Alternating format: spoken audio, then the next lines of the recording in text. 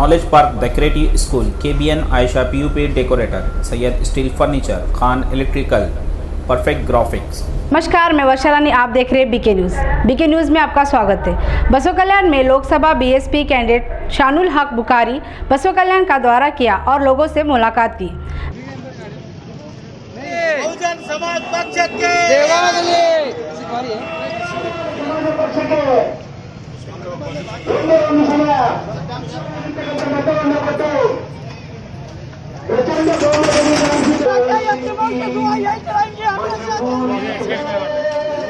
BSP candidate SS Bukhari ने कहा कि इस इलेक्शन में BJP को हराना है और कांग्रेस तो बस मुस्लिम और दलित के वोट पर डिपेंड है। अगर मुस्लिम और दलित के वोट नहीं मिले तो कांग्रेस नहीं रहेगी, और कहा कि मुस्लिम और दलित के वोट निकाल दे तो ना ईश्वर खंडरे ना कांग्रेस जीतेगी, और ये कहा कि ये मुकाबला सिर्फ BSP और BJP के बीच रहेगा। देखिए, ये इलेक्शन दो नजरियात का इलेक्शन है। समाजी इंसाफ और समाजी मसावत एक तरफ है और नाइंसाफी और बर्बरियत एक तरफ है, आमेराना रविश एक तरफ है। कांग्रेस पार्टी और भारतीय जनता पार्टी ऐसा मालूम होता है कि एक ही सिक्के के दो रुख हैं। भारतीय जनता पार्टी अगर हमारे लिए हमारे नजरियात के खिलाफ हो सकती है तो वो अलानिया हमारी मुखालिफ है, लेकिन मुनाफिकत का नखा ओढ़े, मुनाफिकत का पर्दा ओढ़े कांग्रेस पार्टी जो हमारे दरमियान में आकर हमारी सफ़ों में नफरतों का माहौल पैदा करने की कोशिश कर रही थी, उसके खिलाफ में हमने आवाज़ें एहतजाज की। अभी आपके पास तो जैसे कि BJP फिलहाल तो रूलिंग पार्टी है और कांग्रेस का जो है खंडरे, जो दोनों के एक हद्दावर नेता हैं। इसमें अभी आप जो है पिछली बार आपका पॉलिटिकल देखेंगे तो कोई ऐसा करियर नहीं है कि MLA है तो दूसरा कुछ, इसमें आपको किससे ज़्यादा टक्कर रहेगी? देखिए, जमहूरियत है, जमहूरियत में अवाम फैसला करने वाली है, कायद अवाम बनाती है, लीडर अवाम बनाती है। अवाम जिसके साथ में है और अवाम की आवाज़ जिसके साथ में है वो लीडर बन जाता है। सो कॉल्ड लीडर, नाम नहाद सेकुलर लीडर्स जो अपने आप को कहलवाते हैं, उनका पर्दा फाश हो चुका है, उनका चेहरा अब आंखों के सामने अवाम के सामने आ चुका है और अवाम ये फैसला ले चुकी है कि अब की मरतबा उनको उनका मुकाम बता दिया।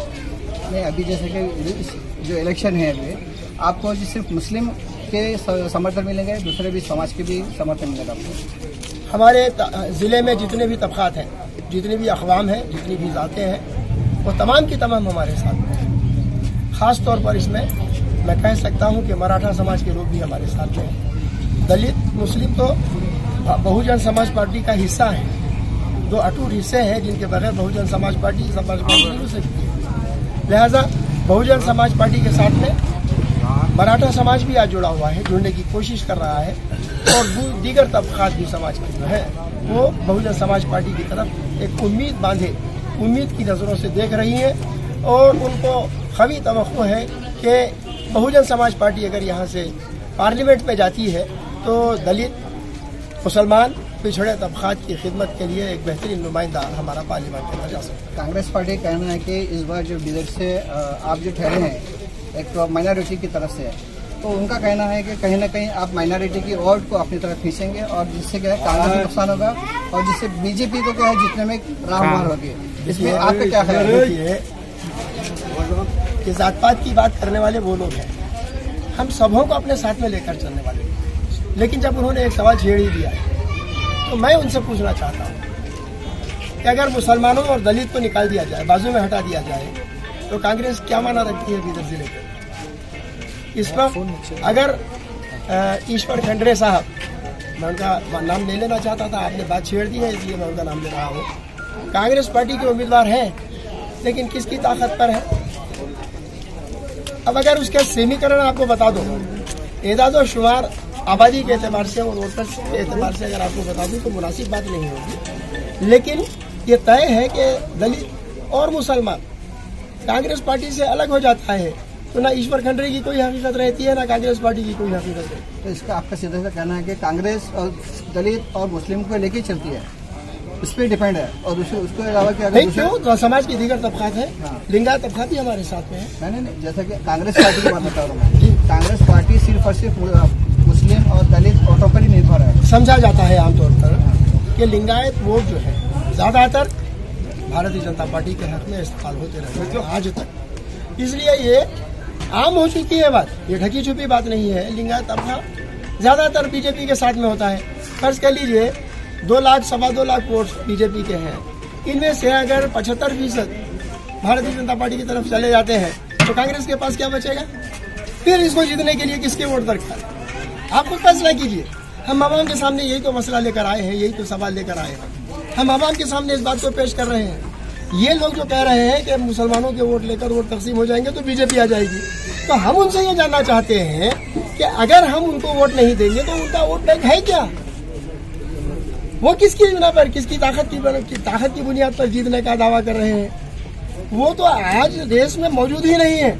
मुकाबला बीएसपी और बीजेपी का, ईमानदारी की बात है, ईमानदारी की बात है। और समाज का जो पिछड़ा वर्ग है जाग चुका है।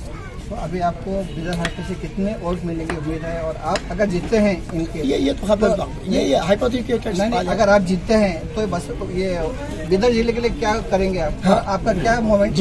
अगर जीतते हैं तो हमारा एक विजन है। देखिए, एक मरतबा राजीव गांधी के जमाने में इसको नो इंडस्ट्री डिस्ट्रिक्ट करार दिया गया। नो इंडस्ट्री डिस्ट्रिक्ट करार देने के बाद में एक मोनोपोली चली। जो बड़े इंडस्ट्रियलिस्ट थे वो लोग आकर यहाँ पर महज जायदादें बनाने के लिए, प्लांट्स बनाने के लिए इंडस्ट्रियल एरिया के अंदर अपने आप को रजिस्टर्ड करवाया गया और उसके बाद में सिक इंडस्ट्री के नाम पर उनको बर्बाद कर दिया और वहाँ से सब्सिडी ले लेके गायब हो गए। जिसके नतीजे में जो सपना देखा गया था कि यहाँ पर इंडस्ट्रीज अगर कायम होंगी तो बेरोजगार नौजवान उसमें जुट जाएगा और उसको रोजगार मुहैया होगा, वो काम नहीं हुआ है। लिहाजा हमारी प्रायोरिटी ये होगी कि हमारे जो नौजवान हैं, जो हर तबके में है, हर कौम में है, हर जात में है, वो नौजवानों के लिए रोजगार मुहैया करने के लिए एक बेहतरीन मौका हो सकता है। तो लिहाजा फिर से उसको रिवैम्प किया जाएगा, दोबारा उसको उभारने की, उठाने की कोशिश की जाएगी। देखिए, अभी इलेक्शन में टिकट कंफर्म नहीं होने से पहले बेदर जो है एक माइनॉरिटी कैंडिडेट के लिए टिकट की डिमांड की गई थी। अगर किसी माइनॉरिटी को टिकट मिलता तो क्या आप ठहर सकते थे इस बार? मैंने दावा नहीं किया था। मैं इलेक्शन लड़ने के मूड में नहीं था और न इलेक्शन के लिए टिकट मांगा था।